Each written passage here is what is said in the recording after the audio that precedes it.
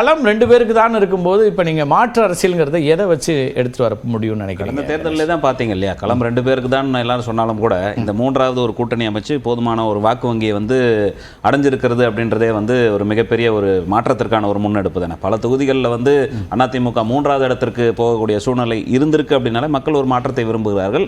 இது எத்தகைய வளர்ச்சியை கொண்டு போய் சேர்க்க போகிறது என்பது தான் வந்து வருங்காலங்களில் தெரியும். இதை ஆட்சியை மாற்றுறதுக்கு ஒரு பெரிய எண்ணிக்கையிலான வாக்கு சதவீதம் ஒரு அணிக்கு வேணும் இல்லையா? எல்லாமே ஒரு இடத்துல தானே துவங்கும், எல்லாமே ஒரு இடத்துல தானே. இப்ப கொள்கை கூட்டணின்றீங்களே, என்ன கொள்கையின் அடிப்படையில் கூட்டணி? மோடி எதிர்ப்பை தவிர, பிஜேபி எதிர்ப்பை தவிர வேற என்ன கொள்கை? சமூக நீதின்றாங்க. சமூக நீதி என்று சொன்னால் மரியாதைக்குரிய மத நல்லிணக்கம், மத துவேஷ எதிர்ப்பு. மகிழ்ச்சி. இப்ப மரியாதைக்குரிய சரவணன் அவர் சொல்லும்போது கேட்டாரு, சமூக நீதி தமிழ்நாட்டிற்கு, சாதிவாரி கணக்கெடுப்பு தமிழ்நாட்டிற்கு எங்க தேவைப்படுகிறதுன்னு. அவர் ஒரு வழக்கறிஞர், ரைட்டுங்களா? 69% இடஒதுக்கீடு எங்க இருக்கு?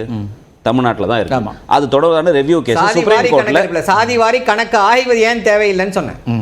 சரி, ஓகே. சாதிவாரி கணக்கு ஆய்வு, கணக்கெடுப்பு தேவை, கணக்கெடுப்பு வேற, கணக்கு ஆய்வு வேற. ஏதோ ஒண்ணு இல்ல, ஏதோ ஒண்ணு இல்ல.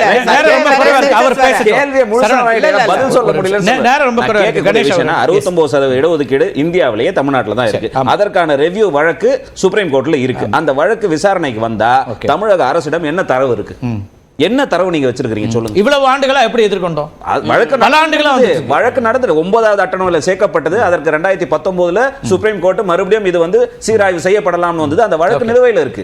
அந்த வழக்கு நிலுவையில இருந்து வரும்பொழுது எந்த சுப்ரீம் கோர்ட் வந்தாலும் தரவுகள் கேட்கறாங்க. உங்ககிட்ட என்ன தரவுகள் இருக்கு அதை சொல்லுங்க. நீங்க சாதிவாரி கணக்கெடுப்பு தேவையில்லை, சர்வே தேவையில்லை, சர்வே முடிவு பார்த்து கிடையாது, எந்த ஒரு விஷயமும் கிடையாது. ஒரே விஷயம், இந்த மக்களை பூச்சாண்டி காட்டுற மாதிரி BJP Modi, BJP Modi, BJP Modi எவ்வளவு நாளைக்கு பூச்சாண்டி காட்டுறாங்க? ஆனா வாக்குகள் வரல, அதிகாரத்துல இருக்காங்கல்ல. கடந்த நாடாளுமன்ற பிஜேபி மத்தியில ஆட்சி பொறுப்புல தானே இருக்காங்க, அதிகாரத்துல இருக்கத்தானே செய்றாங்க. ஒரு புள்ளியில துவங்கும், ஜீரோல இருந்து துவங்கி வளர்ச்சியில இருக்கா இல்லையா? இன்னைக்கு சர்வே முடிவு பார்த்தலாம். ரொம்ப சுருக்கமான செய்திக்கான நேரம். திமுக அரசுக்கு எதிரான போராட்டங்களை அதிமுக தீவிரப்படுத்துவதனுடைய முதன்மை நோக்கம் அப்படிங்கிறது மக்கள் மீதான அக்கறையா, வாக்கு வங்கியை பலப்படுத்தவா அப்படின்னு கேட்டிருந்தோம். அக்கறை 17%, வாக்கு வங்கி அப்படிங்கிறது 83%, 26,000 பேர் வாக்களிச்சதுல. அக்னீஸ்வரன் நிறைவு கருத்து. எஸ் சார், இங்கே பணம் கொடுத்தவங்கெல்லாம் குற்றவாளின்னு சொன்னார் சரவணன். இப்போ பணம் வாங்கினவங்கலாம் தியாகின்னு ஆக்கியிருக்காங்க பாருங்களேன், எவ்வளோ பெரிய சிறப்பு. இதுதான் உங்களுடைய தத்துவம். நான் கேட்குறேன், திரு செந்தில் பாலாஜி வெளியிலே வருகிறார். அன்றைய தினமே தமிழ்நாட்டுடைய மாண்புமிகு முதலமைச்சர் பிரதமரை சந்திக்கிறார்.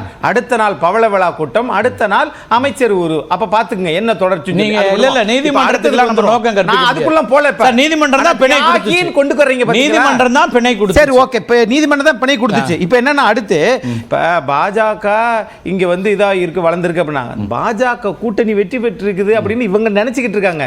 எல்லா கட்சிகளையும் தனித்தனியா பிரிச்சு பாஜக மட்டும் தனியா நிக்க வச்சுங்க, அப்ப உண்மை விஸ்வரூபம் தெரியும். நான் இப்ப கேட்பது திரு நம்முடைய எஸ் பாலாஜி மாண்புமிகு சட்டமன்ற உறுப்பினர். புதிய விவாதங்கள் வேண்டாம். இல்ல இது புதிய விவாதம் இல்ல, இதோட முடிச்சுக்கிறேன். நான் கேட்கிறேன், பாஜக கூட்டிலிருந்து அதிமுக வெளியே வர வேண்டும் என்று உங்கள் கட்சி தலைவர் சொன்னார்.